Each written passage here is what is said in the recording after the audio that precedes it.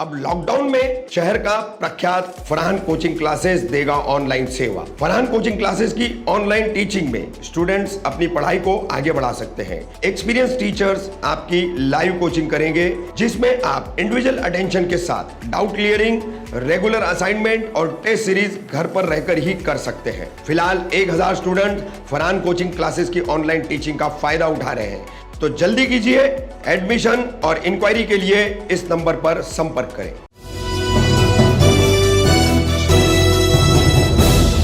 Corona को हराकर वापस लौटे मंत्री तथा विधायक जितेंद्र आव्हाड की हुई पहली पत्रकार परिषद। क्या कहा जितेंद्र आव्हाड ने? आपको मालूम है मैं किस हादसे से बाहर आया हूँ। थोड़ा सा वीकनेस आज भी है। हालांकि डॉक्टर ने कहा था कि 2 महीने तक आप घर से बाहर नहीं निकलोगे, लेकिन मौजूदा हालात को देखते हुए 15 दिन भी नहीं हुआ, लेकिन मुझे बाहर आना पड़ा। ऐसा इतनी बड़ी बीमारी से मुझे ऊपर वाले ने बचा लिया है, तो अब लोगों की और सेवा करूँगा तो ऊपर वाला और खुश होगा। 2-3 मुद्दों के ऊपर बात करनी है। एक तो पहली एक आर्टिफिशियल इंटेलिजेंस नाम की चीज़ आई है, जो प्रिलिमिनरी स्टेज में आपको बता सकती है कि आपको कोविड होने वाला है या नहीं होने, जो हमने कलवा में शुरू की, वही हम मुमरा में शुरू करने जा रहे हैं।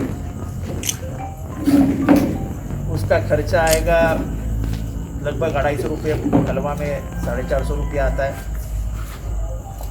उसका जो एक्सरे मशीन का जो खर्चा आने वाला है, इन लोगों से बात हो गई है। वो यहाँ के मेरे जिम्मेदार शमीम भाई अपने ट्रस्ट के माध्यम से गरीबों की सेवा करने के लिए उनके लिए खुद ये खर्चा करें। हमारे शहर के जो जिम्मेदार है, राष्ट्रवादी कांग्रेस के जिम्मेदार है और दिलदार आदमी लेकिन इसकी पहचान है, शमीम भाई इस शहर के गरीबों की जितने भी एक्सरे निकलेंगी उसका पूरा जिम्मा उन्होंने लिया है। चांद नगर, रशीद कंपाउंड और ऊपर के पट्टे से केसेस ज़्यादा आ रहे हैं, जिसको एग्रेसिव टेस्टिंग बोलते हैं कि ज़्यादा टेस्टिंग करेंगे, ज़्यादा पॉजिटिव लोग मिलेंगे तो उनको दवाई देके अच्छे करके घर भेज सकते हैं। यहाँ पे जो मसला थे उसमें से एक बहुत सख्त से बताना चाहता हूँ, मैं डॉक्टर से अपील करना चाहता हूँ कि कृपा करके आप पेशेंट से मत बात करिए। पेशेंट को अगर फीवर है तो आप स्ट्रेट म्यूनसिपालिटी के फीवर क्लिनिक में भेजिए, नहीं तो हॉस्पिटल जाने की सलाह दीजिए। ये लो दवाई, बुखार है, कुछ नहीं है, ये बोल के आप उसको मौत के कुएं में ढकेल रहे। 4 दिन के बाद उसको ब्रेथलेसनेस हो जाता है, सांस उसकी अटक जाती है और फिर वो हॉस्पिटल में पहुंचता है, जहाँ के मौत का दरवाजा आप खोल लें। जब आपको मालूम है कि इस शहर के हालात ख़राब होते जा रहे हैं, तो मैं डॉक्टर से अपील करना चाहूँगा कि आपके पास फीवर का पेशेंट आया, रुकिए मत, उसको तुरंत एक तो टेस्ट करवा लीजिए, नहीं तो उसको स्ट्रेट कोविड का सब ये इलाज करना शुरू कर दीजिए। मुमरा में जो हादसे बढ़ रहे हैं, इसकी वजह आप वापरी इधर बैठी है, सबसे बड़ा वो हॉस्पिटल है। आप लोग कालसेकर के ऊपर उंगली कर रख देते हो। कालसेकर को आदमी तब पहुंचता है जब वो पूरा कोलैप्स हो, यानी जो ऑक्सीमीटर लगाते हैं, ऑक्सीजन की जो गलती शुरू होती है। मेरा जब किया था, मैं जब फंस गया था, तो मेरा ऑक्सी लेवल 70 पे आया। इसके पास जो केसेस जाती है ऑक्सी लेवल 30, 40, 50, कहाँ से बचाएगी? तो भी मैं बोलता हूं कि उसने बहुत सारा प्रयास करके बहुत लोगों को बाहर निकाला।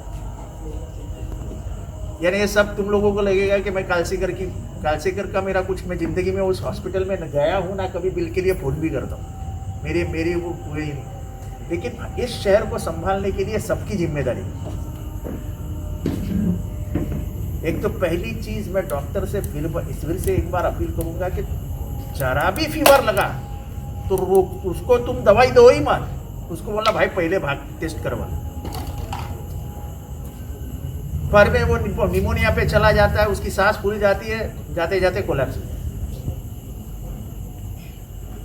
अब दूसरी बात, अभी 35 पेशेंट उधर एडमिट है। कितने डॉक्टर? 31 पेशेंट स्टेडियम में एडमिट है, उसमें से 4 लोगों को हमने डिस्चार्ज कर दिया है, अच्छे होके वापस चले गए। ये कोई इतना डेंजरस खेल नहीं है, यानी जितना इसको बताया गया उतना, पर इसके कुछ कानूनन जो है वो पालना। जैसे आपको हुआ है, आपको लगता है, तुरंत अपने आप को म्यूनसिपाल्टी के हवाले कर दीजिए। म्यूनसिपाल्टी वाले आपको जहाँ पहुँचाना है सब एकदम अच्छी तरीके से कर। समझो अभी मुझे हुआ है, ये 2 लोग मेरे बाजू में हैं, उन्होंने तुरंत जाके अपने आप को क्वारंटाइन आइसोलेशन में डाल देना। मालेगांव का देखो, बराबर आए कंट्रोल में। मालेगांव समझो भिवंडी का और अपना मुमरा का और मालेगांव का रिश्ता है, मालेगांव कैसे कंट्रोल में आए? लेकिन लोग अगर सुनेंगे ही नहीं तो फिर कैसा चलेगा? देखो, मैं ये हक से इसलिए बताना चाहता हूं कि मुझे भी ऐसा ही हुआ ना। ये तो आपकी दुआएं थी जो मैं बच गया, वरना बचने की कोई मेरी उम्मीद ही नहीं। जब डॉक्टर ने मुझे ये बोला कि 2 महीने के बाद घर से बाहर गिरो, तो भी आपकी प्यार मोहब्बत मुझे घर में रुकने नहीं देते। आज मेरी ताकत इतनी कमजोर है कि मैं बैठे बैठे ऐसा हिल रहा हूं। 12 किलो वजन निकल गया है, लेकिन शहर को बचाना है तो फिर मेरे हालात क्या है इसके ऊपर कोई ध्यान नहीं देगा। तो ये एक अच्छा काम हो रहा है। 50 सिलेंडर कल सुबह आ जाएंगे तो वो एक शुरू हो जाएगा। मेरे ख्याल से मेरी तरफ से और एक 10 वेंटिलेटर हम लोग कालसेकर को दे रहे हैं, तो उधर के वेंटिलेटर के दे चुके हैं आप? 4 पहले दे चुका है, 20 बेड दे चुके हैं। 20 बेड दिए है, और एक ऑक्सीजन देने की एक ज़बरदस्त नवी मशीन न्यूजीलैंड से आई है। हमारा प्रयास ये है कि मुमरा में कम से कम 100 मशीन लग जाए। अगर ये 100 मशीन लगती है तो फिर जाना बहुत मुश्किल है। अभी लोग हाई डायबिटीज़ के पेशेंट है मुमरा में, हाइपरटेंशन के पेशेंट हैं, और घर पे ही इलाज कर रहे हैं, तो हम क्या कर सकते? आप लोगों ने दररोज अपील करनी चाहिए, आपके चॅनल्स लोग देखते हैं, की भाई घर में मत बैठो। बिमारी ते अंगावर काढण्याला काय म्हणतात हिंदीमध्ये, मला काय बोलता येत नाही व्यवस्थित। यानी अपने आप डॉक्टर मत बनो। आपको लगता है बुखार है, तुरंत उठो और जाओ। यानी रुपये में आपका दवा, लेकिन 4 दिन जाने के बाद फिर 50,000 60,000, क्योंकि जो मशीन है वो 1-1 करोड़ की मशीन है, उसका खर्चा तो मुझे लेना ही पड़ेगा। अच्छा, एक और बात बताना चाहता हूँ। जो घर में बैठे हैं उन्होंने दिन में एक क्या बोलते हो, पपैया, एक बैदा, पुदीना की चाय और नींबू, ये दिन के खाने में खाना ही चाहिए। विटामिन सी की एक गोली और मल्टीविटामिन की एक गोली मैंने म्यूनसिपाल्टी को बोली है कि घर घर में ये गोलियां डाल दो। 8 दिन का कोर्स डाल ही दो। लेकिन जिनके पास थोड़ा सा पैसा है उन्होंने तुरंत मेडिकल से मल्टीविटामिन की एक गोली और जिंक और विटामिन सी की एक गोली, ऐसी गोली ले लो। फिर से एक बात बोलता हूँ, एक चाय बनाइए, पुदीना, नींबू शरबत, नींबू डाल के उसमें मेथी लगाए, मतलब मेथी बोलते मेथी की दाने रहते हैं, उसका वो डालिए, थोड़ा सा नींबू उसमें डाल के पानी में उबालिए उसको। 2 कप का 1 कप बनाइए और 1 कप सुबह और रात को पीजिए। पपैया खाइए, एक बैदा खाइए, नींबू पानी पीजिए, और एक हल्दी वाला दूध पीजिए। बस आपको नहीं होगा। लेकिन थोड़ा सा चेकिंग जो है वो हम लोग अभी उसको सस्ता करने जा रहे हैं। जैसे ये चेकिंग हो जाएगा तो अपने को बहुत सारा ये खुल जाएगा। मैं स्पेशल कैंप लगवाऊंगा चांदनगर, रिहान का एरिया, जहाँ से ज़्यादा पेशेंट आ रहे हैं उस एरिया को कॉर्डन करके उस एरिया से लोगों को बाहर निकालना पड़ेगा, ताकि अपने को उधर से मदद हो जाए, यानी पेशेंट कम हो जाए। अगर धारावी के पेशेंट कम हो सकते तो मुमरा के क्यों नहीं हो सकते? अगर मालेगांव के पेशेंट कम हो रहे हैं तो मुमरा के क्यों नहीं हो सकते? लेकिन हम कानून मानेंगे ही नहीं, हम लोगों का सुनेंगे ही नहीं। लोग पागल है, बोलने वाले को क्या अक्ल है? जैसे कल एक औरत को गोसावी ने फोन किया कि आपके घर में एक पॉजिटिव है, आप 4 लोग घर में हैं, तो आप अलग हो जाइए, क्वारंटाइन हो जाइए। उसने गोसावी को धमकी दी, मैं FIR करूंगा, आप कौन होते हैं मेरे पति को हॉस्पिटल ले जाने वाले? क्या बोलेंगे? यानी हमारे अधिकारी कैसे भी हो, आज जान की जोखिम लेके हॉस्पिटल में घूम रहे हैं ना, विदाउट PP किट, ये भी कुछ नहीं उनके यहाँ पे। सब डॉक्टर्स PP किट जाते हैं, नर्सेस PP किट जाके लेके जाते हैं। गोसावी कोई पहनता है कुछ? तो आपको कम से कम ये तो समझना चाहिए कि जिम्मेदारी से यह अधिकारी प्यार मोहब्बत से अपने लिए कर रहे हैं। कौन निकला ये व्हाट्सएप पे जो लिख रहे हैं, कभी कोविड का ये 3 महीना हो गया, घर से निकले क्या? मैं सवाल पूछना चाहता हूँ सब व्हाट्सएप पे खेल खेलने वालों को, कौन सा खाने का पैकेट आपने गरीबों के हाथ में जाके दिया? हम लोग इतने हक से बोलते, इसकी वजह है कि हम लोगों ने पैकेट, ये मालूम कि हम बहुत के नजदीक जा रहे हैं तो भी पैकेट घर घर में बांटा है। दिल्ली के 40,000 ये व्हाट्सएप पे मजा लेने वाले घर से नीचे नहीं उतरते, ग्लोव्स डाल के घर में ही बैठते, ग्लोव्स से ही वो ऑपरेट करते हैं। मैं बोलना चाहता हूँ कि ऐसे वक्त पे राजनीति नहीं की जाती। वक्त वक्त का एक ये तकाजा रखना चाहिए कि कौन से वक्त पे हम क्या कर रहे हैं। अभी ये हॉस्पिटल हमने इमरजेंसी करके अगस्त नहीं तो सितंबर में ये हॉस्पिटल खुल जाए, जिसको 1 साल और लगता है ऑक्सीजन लाइन के लिए। इमरजेंसी में मैं और कमिश्नर ने बैठ के सब टेंडर्स फाइनल करवाए, अभी इसका काम शुरू हो जाएगा सितंबर की शुरुआत और सितंबर में ये हॉस्पिटल पूरा हो जाएगा। इसका सोलिंग चालू है स्टेडियम का, वो 8-10 दिन में वो भी फाइनल होके वो भी खड़ा होने को शुरुआत हो जाएगा। कितना बेड होता है? 500 नहीं 500 नहीं, 500 बेड तो है, वो साइड है, वो एक पार्ट है। बताएंगे जो फर्स्ट पार्ट है ना, उसमें हम लोग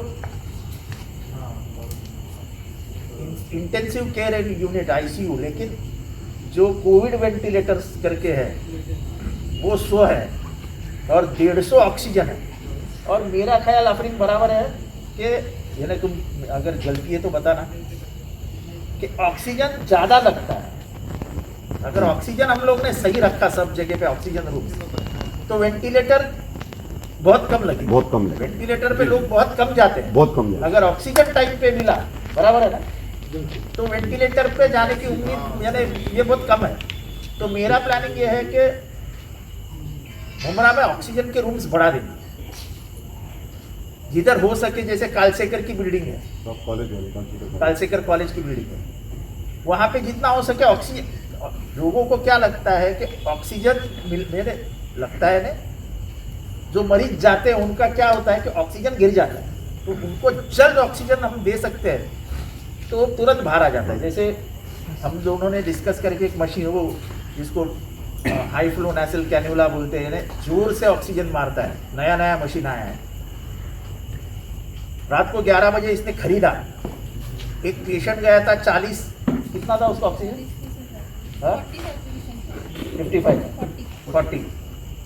40 था इसका ऑक्सीजन। अगर नॉर्मल इस पे रहता तो सुबह तक गुजर जाता।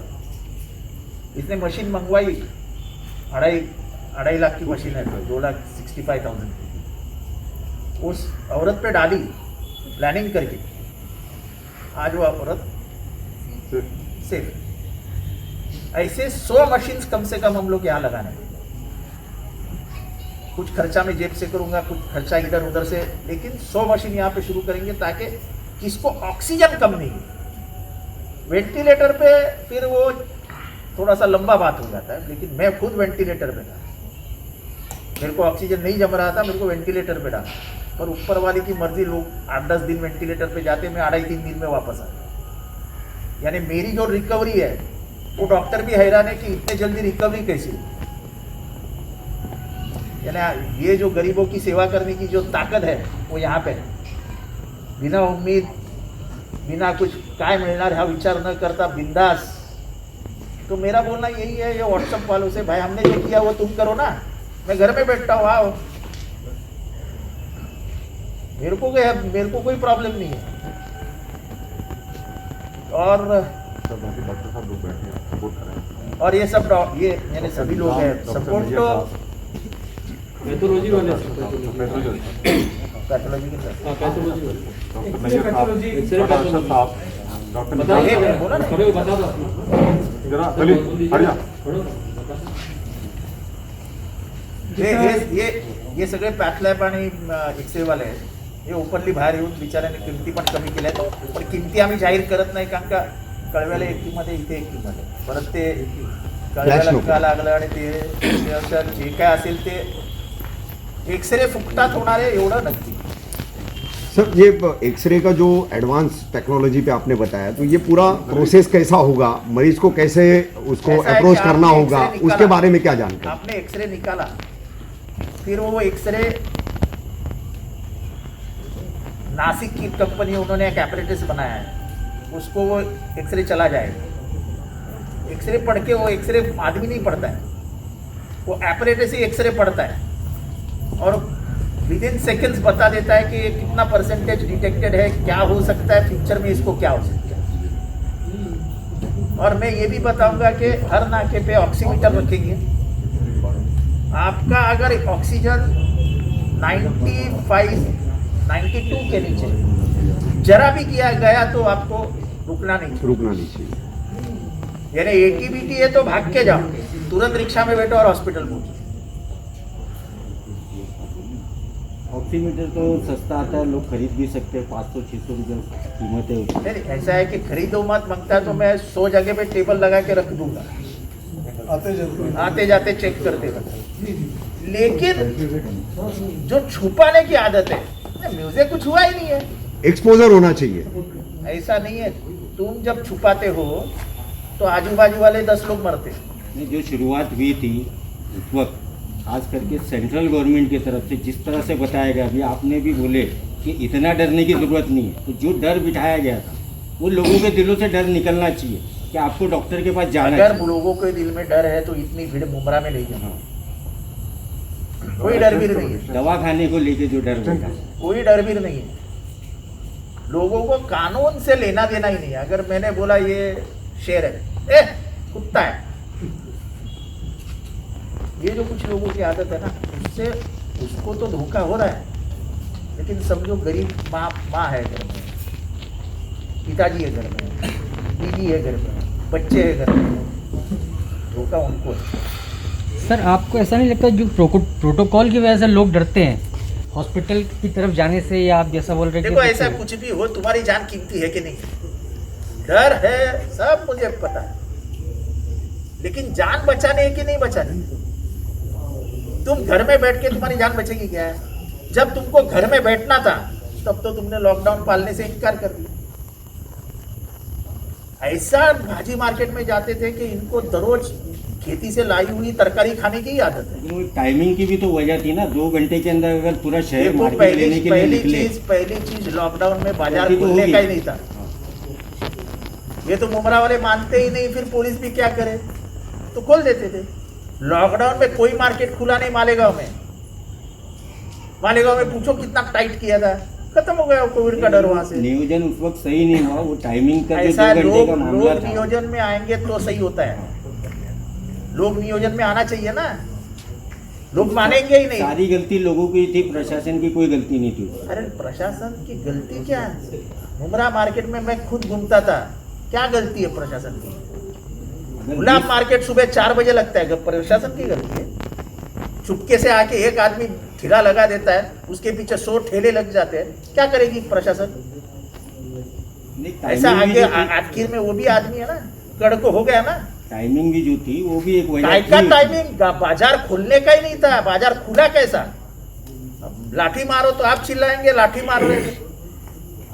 मैं शहर का दे रहा हूं ना. पूछो मालेगांव में आरती सिंह नाम की एसपी थी, रास्ते पे आदमी नहीं दिखता था मालेगांव में. आदमी औरत थी, पूरे दिन मालेगांव में बैठ के रहती थी. मालेगांव सुधर गया. जो केसेस 400 और 500 के ऊपर चली गई थी, आज 5-10 केसेस नहीं मिल रहे. 5-10 तो पूरा जरा ओपन पढ़ाई भी करो, जरा मालूम पूरा लो. ओपन हो गया, हाँ? पूरा ओपन भी हो गया. ओपन किया उसने अभी. ये अभी लॉकडाउन लगभग 50% शिथिल हो गया है देखो, और मुझे ऐसे में फिर हालात मुमरा में कैसे संभलेंगे सर? देखो ये ऐसा है कि अभी लोग भी रुकने को तैयार नहीं। लॉकडाउन से हम थक गए, कंटाल गए। अब यही डर है मुझे कि अब लोग संपर्क में आएंगे, ये और ज़्यादा बढ़े। तो जरा भी आपको शक आता है कि थोड़ा सा मुझे बुखार आ रहा है, जरा गले में हिचकिच हो रही है, तुरंत स्टेडियम में आइए, कहीं पे भी जाइए और अपना इलाज शुरू करें और घर में मत रहिए। आप हॉस्पिटल कोई भी, अभी स्टेडियम में 200 बेड है, सिर्फ 35 बेड हमारे भरे हुए हैं, 170 बेड खाली है। कम से कम 170 की ताकत तो है अपने पास, वहाँ पे 50 ऑक्सीजन के बेड है। यानी आपको धोखा नहीं हो सकता है, ये जिम्मेदारी हम ले रहे हैं ना। और एक सवाल पूछो, कौन सा आमदार ये सब करता है, जरा बताओ ये महाराष्ट्र में?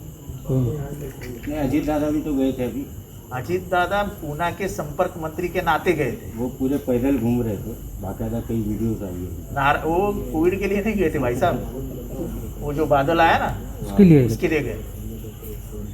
सर ठीक है, कोरोना पे काफी सारी बातें हो गई। शहर एक और समस्या से एक मिनट मैं फिर उस पर आप आ जाना। आजकल है ना मुमरा में सब सिटी स्कैन से भी इसको डिटेक्ट करने की कोशिश की जा रही है। तो मैं डॉक्टर साहब से, आफरीन साहिबा से पूछना चाहता हूँ कि ये क्या है, ये उससे कुछ फ़र्क पड़ता है क्या? उससे ज़्यादा मैं बताता जी सर। हूँ। सीटी स्कैन से तुम्हारा लंग का पूरा मालूमात मिलती है। लंग में अगर पैच है तो समझ जाना ये कोविड है। ये क्या थोड़ी रॉकेट साइंस है, ये तो क्लियर है। जिसको परवड़ता है उसने तुरंत सीटी स्कैन करवा लेने का। आजकल लोगों ने एक चोर रास्ता ये निकाल लिया है सर, प्रोटोकॉल की वजह से, कि वो सीटी स्कैन करवा के, क्योंकि उसकी रिपोर्ट म्यूनसिपलिटी को जाती नहीं, वो फिर वो अपना इलाज खुद करने की कोशिश करते हैं, जिसकी वजह से हो सकता है कि केसेस बढ़ भी रहे हैं। नहीं, ऐसा है कि सीटी स्कैन जिसके पास है सीटी स्कैन बंद करवा दो आप ऐसा। और अगर हो रहा है तो मैं वो इमीडिएट तुम्हारे पास रिकॉर्ड रखो और शाम को वो रिकॉर्ड म्यूनसिपलिटी में दो। तो उसको गाइडलाइन में भी ले लीजिए ना सर, कि मस्ट है वो रिपोर्ट करना। नहीं, मैं वो महाराष्ट्र टास्क फोर्स को बोलता हूँ, महाराष्ट्र प्रोटोकॉल बना।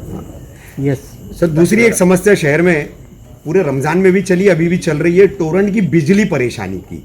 और लोगों की मतलब वो जो भी वो टिकटॉक वाले आपके विरोधी है उनकी बात नहीं कर रहा हूं, लेकिन आम लोगों में भी जो है काफी इसको लेकर के परेशानी है। और लोग मतलब आपसे कुछ उससे उम्मीद चाह रहे हैं कि आप टोरंट के ऊपर कुछ दबाव बनाए। मेरे को टोरेंट का काम किसने किया? हमने नहीं किया। बीजेपी जब सत्ता में थी, बीजेपी ने उनको वर्ल्ड ऑर्डर दे के रखी थी, उनसे 600 करोड़ रुपया लेके रखी थी गवर्नमेंट में। हम उसको कैंसिल नहीं कर पाए, नहीं तो हमको उनको 1,500 करोड़ रुपया देना पड़ता। बात ऐसी है कि लॉकडाउन की वजह से वो मेंटेनेंस जो होता है वो कर दिया। मेंटेनेंस न करने की वजह से आज बहुत सारी दिक्कतें खड़ी हुई। कल से जब लॉकडाउन खुलेगा, लेबर आएंगे, उसके बाद मेरी उनकी बहुत तनातनी हुई। मैंने बोला मैं आमदार हूँ, लेकिन मुझे शहर से ज़्यादा लगाव है। मोर्चा हमारा राष्ट्रवादी कांग्रेस का है। तो उन्होंने बोला कल से मेंटेनेंस शुरू कर दे। और मेंटेनेंस शुरू करके फिर जैसे हर साल मार्च अप्रैल मई में हम लोग मेंटेनेंस करते, ये साल चांस ही नहीं मिला। क्यों भारी नहीं आया कुछ। अभी लेबर आएगा, लेबर की कितनी दिक्कतें आने वाली अभी वक्त बताया। जैसे रिक्शा वाले आधे तो घर चले गए, जितने बेचारे हमारे उत्तर भारत के भाई होते सब गांव चले गए, गरीब बिहारी थे वो चले गए। तो अभी ये दिक्कतें लेबर की आएंगी, लेकिन मैंने कल उनको बोला है कि भाई ये दिक्कतों को पार करके तुमको मेंटेनेंस करके शहर को संभालना पड़ेगा। और एक 8-10 दिन में ये पूरी समस्या हमारी यानी मेरा ख्याल ये है कि अगर वो सही तरीके से मेंटेनेंस करेंगे तो भिवंडी में लाइट जाती है, किसको मालूम है? नहीं जाती, नहीं जाती। ऐसे ही हाल वहाँ, बल्कि भिवंडी में तो जब लास्ट टाइम वो फ्लड आया था अभी लास्ट ईयर, तो वहाँ 1 मिनट को भी लाइट नहीं गई थी, जबकि पूरे महाराष्ट्र में हाल हमारे इधर रहेंगे। लेकिन अभी लॉकडाउन की वजह से नहीं कुछ कर पाए तो क्या करें? प्री मानसून मेंटेनेंस वर्क नहीं हो पाया। नहीं, प्री मानसून में मेंटेनेंस वर्क ही नहीं हो पाए। उनका जो प्लानिंग है हाँ। कि फीडर बढ़ाने का, ट्रांसफार्मर बढ़ाने का, उन्होंने लिया और कोविड शुरू हो गया। शुरू हो गया। तो करे क्या वो? मेरे को गाली देने में बहुत आसान है, ये तेरी माँ, लेकिन क्या, और उसके आगे मैं क्या बोल सकता हूँ? जो बोलते साहब लॉकडाउन में कोई काम करने को ही तैयार नहीं। जेन्युइन रीजन यानी ऐसा है कि एक ट्रक ने 4 पोल ऊपर से उड़ा दिए बाईपास पर। आदमी ही नहीं, वो पोल रिपेयर करने के लिए, पोल उठाने के लिए वो खींचना पड़ता है पोल, आदमी ही नहीं, तो करे क्या? जैसे मुझे लाख इच्छा है कि मैं अब पूरा ताकत के साथ मुंब्रा में घूमूं, लेकिन मेरा शरीर साथ नहीं दे रहा है। 2 घंटे के बाद थकान महसूस होती है, घर पे जाना पड़ता है। सर महाराष्ट्र के हाउसिंग मिनिस्टर है और एक सरकार ने बोली थी कि किराएदारों से किराया मत लो। ये एक अपील की थी, कोई इसका जीआर नहीं था, कोई ये नहीं था, खाली एक अपील किए थे कि किराएदारों से। मुंब्रा के अंदर बड़ी तादाद में किराएदार लोग रहते हैं और अभी जो है कल से शुरू होगा धीरे धीरे। और ऐसी समस्या बड़ी आ रही है कि जो मकान मालिक है वो किराया मांग रहे हैं और वो लोग किराया दे चुके हैं। ऐसा कोई स्पष्ट आदेश या इस तरह का कोई देखो, ऐसा लॉ नहीं बन सकता है। इसकी वजह यह है कि मुंब्रा में लोग किराए पे जीते भी। मैं पूरे महाराष्ट्र की बात कर रहा हूँ। नहीं, मैं मुंब्रा की बात करता हूँ, महाराष्ट्र मत बात करिए, आप सिर्फ मुंब्रा संभालिए, आपके लिए मुंब्रा ठीक है। जिसके पास 2 घर है वो 10,000 रुपया 12,000 रुपया 2 घर का लेता है, तो उसका घर चलता है। ये भी तो ध्यान में रखना चाहिए। मैं कैसे बोलूँ अब तू तेरा घर बंद करो, इसका भाड़ा छोड़ दे? कोई भी जब निर्णय आता है तो उसका प्रॉस एंड कॉन्स चेक करने पड़ते। प्रॉस कॉन्स चेक नहीं किए कर, हमने कहा था कि भाई मत करिए, मत कीजिए। कि मैं किसी दुकान का, मेरा खुद का धंधा है, उसमें मुझे कई लाख रुपए भाड़ा देना पड़ रहा है, वो आदमी सुनने को तैयार नहीं। तो ऐसे गरीब किराएदारों की सरकार कुछ मदद कर सकती है क्या उनको किराए के लिए इमरजेंसी के यानी हाल? हर अगर समस्या सरकार अपने बदस पे लेगी तो सरकार काम कैसे करे? मुझे तो रिक्शा वाला पे तरस आता है कि जो सुबह किक मारता था और रात को पैसे लेके घर के जाके बीवी को देता था कि कल का खर्चा चला। अगर सरकार ये सब करने लगेगी तो सरकार काम ही नहीं कर पाएगी। सरकार से कितनी उम्मीद रखने की, ये भी, इसकी भी ऊपर मर्यादा है कि नहीं है? जैसे आप भाड़े पे रहते हैं वैसे बंबई में फ्लैट वाले भी भाड़े पे रहते हैं। अभी करेंगे ये नहीं हो सकता ना। आप सरकार से कितनी उम्मीदें रखो? किसी ने अपने घर का केबल बंद किया कि नहीं भाई खर्चा बढ़ रहा है, केबल बंद कर दें? ऐसे तो मोबाइल भी बंद नहीं किया किसी। चलो, डॉक्टर साहब और जाते जाते सिर्फ मैं इतना बता देना चाहता हूँ कि मुझे आज फक्र है कि कब्रिस्तान बना है। आज सबसे ज़्यादा अगर किसी ने सेवा की होगी मुंब्रा शहर की तो इस कब्रिस्तान ने। ये सोचो कि अगर ये कब्रिस्तान नहीं होता तो इस शहर के हालात क्या? आज पूरा दरवाज़ा खुला है, लोग भिवंडी से आ रहे हैं, लोग कुर्ला से आ रहे हैं, लोग पनवेल से आ रहे हैं। हम लोग किसी को भी रोक नहीं रहे। जाओ भाई अपना, ना आप उसको पूछ रहे तू किधर का है, क्या है। एक बार उसका इस धरती से रिश्ता ऊपर वाले ने ख़त्म कर दिया तो उसको जहाँ जाना है वहाँ हम उसको मदद करेंगे। ठीक है सर, आपने कब्रिस्तान की बात बोली तो एक बात मैं आपके ध्यान में लाना चाहता हूँ कि ये जो एमएम वैली का कब्रिस्तान है और जितनी जगह में दफन विधि का अभी नियोजन चल रहा था, अब आते जितनी तेजी से मतलब मौतें आ रही है, बॉडीज आ रही है, तो वहाँ पर अब 2 ही पट्टे बचे हैं। कोविड का पट्टा आधा बचा है और जनरल पट्टे 2 ही बचे हैं। नहीं, यानी कितने हो गए? 4 पट्टे बचे थे। यानी हमारी उम्मीद थी कि पूरा कब्रिस्तान ऐसा भरेगा तो 2 साल जाएंगे, पर मुझे लगता है कि 1.5 साल में ही नहीं, आते 3-4 महीने में वो फिनिश हो जाएगा। आते 3-4 महीने में फिनिश हो जाएगा सर। तो आगे क्या? सेकंड थिंग, क्योंकि अमृतनगर कब्रिस्तान जो है ना, उसके पास अभी 3 सप्ताह की सिर्फ मोहलत बची है। अमृतनगर कब्रिस्तान 3 सप्ताह में खत्म हो जाने वाला है। वहां पर भी डेली पर डे 10 बॉडीज का एवरेज चल रहा है। नहीं, मुझे एक बात बताओ, बम्बई में 100 साल से कब्रिस्तान चालू है, बराबर है? कब्रिस्तान कभी का फुल हो चुका है, तो क्या नई जगह मिलेगी?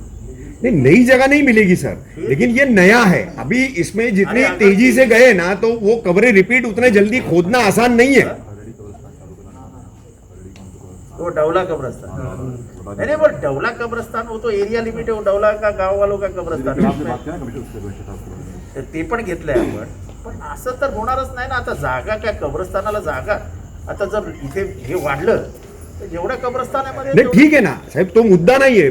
मुद्दा काय आहे का ज्या नवीन कबरी आहेत ना, त्या इतक्या शॉर्ट टाइम मध्ये परत ओपन केल्या जाऊ शकत नाहीत, त्याच्यामुळे तो प्रॉब्लेम क्रिएट होणार आहे। ओपन केल्या जाऊ शकतात। बॉम्बे में तो सब 3 महीने और 6 महीने में भी खोद देते हैं, लेकिन स्पेसिफिक जो कोविड की खबरें हैं वो तो अभी नहीं नहीं, कोविड मालूम। की वो तो- नहीं, जनरल कब्रें जो खोद रहे ना, वहां पर वो उस तरीके का दफन में मटेरियल यूज करते, तब वो 6 महीने के अंदर वो जो अपने यहाँ वो मटेरियल यूज नहीं हो रहा है, नहीं अभी समझो, इसलिए वो प्रॉब्लम अपने को आने वाली पर है। इसमें कैसा है रफीक भाई, हमारे पास डेट है ना, कौन से डेट में दफनाया गया। जो पहली लाइन है उसको दफना करके 1.5 साल हो गया, अभी क्या है उसको 1.5 साल के बाद तो स्टार्ट के 2 लाइन 1.5 साल हो गए। सर दो लाइन तो 1.5 साल हो गया, हाँ वही ना, तो 1.5 साल के बाद तो अभी जब अगर- खत्म हो जाएगा तो उसको स्टार्ट करेंगे। ये ऐसा है कि जगह थाना और मुंबई में कहाँ मिलेगी, ये तो बहुत बड़ा आसरा है। और मैं नहीं था, वरना मैं उधर नहीं करने देता, पीछे और एक आधा एकड़ मैंने दबा के रखी है जगह। नहीं वही मेरा कहने का मतलब उद्देश्य और आपको छेड़ने का उद्देश्य वही था कि मुझे कुछ सोर्सेस से पता चला था कि कुछ बची हुई जमीन जो है वो भी आप कब्रिस्तान में इंक्लूड कराना चाह रहे थे, अरे तो है। वो यूटिलाइज होगी या नहीं? वो है, अभी क्या था, मैं था बीमार और मुझे मालूम नहीं था ये कहाँ करने वाला। ये मैंने गोसावी को परसों बताया कि यहाँ करने के ये पूरा आधा एकड़ का पट्टा अपन कोविड को ही दे देते तो अपना ये पट्टा पूरा निकल जाए। तो ठीक है, अभी वो साफ है करके ले लेंगे, टेंशन मत लो। वो वक्त वो छोड़ दे, लेकिन डॉक्टर निजाम किधर है? निजाम सर तो है अच्छा, तो नहीं सब लोग अभी अच्छा काम कर रहे हैं, सिर्फ जीपी से आप लोग भी बोलिए कि भाई जीपी ने जरा थोड़ा सा सबर रखना चाहिए। सबर नहीं, मदद करो यार, ऐसा मत करो कि कुछ नहीं, बुखार है ये लो 4 गोली जाओ, ये 4 गोली दे के पूरा खेल खत्म हो। बोलिए डॉक्टर निजाम साहब। डॉक्टर जितेंद्र आवाड साहब ने और शमीम भाई और डोगरे साहब ने जो इनिशिएटिव लिया है, हम लोग उनके साथ खड़े हैं, जो मदद लगेगी इंशाल्लाह हम लोग सब उनको करेंगे। शुक्रिया, थैंक यू। खाली दुआ करो, अब एक आधी दुआ पूरे मस्जिद और इस पे होने दो कि कोविड का हादसा खत्म हो जाएगा।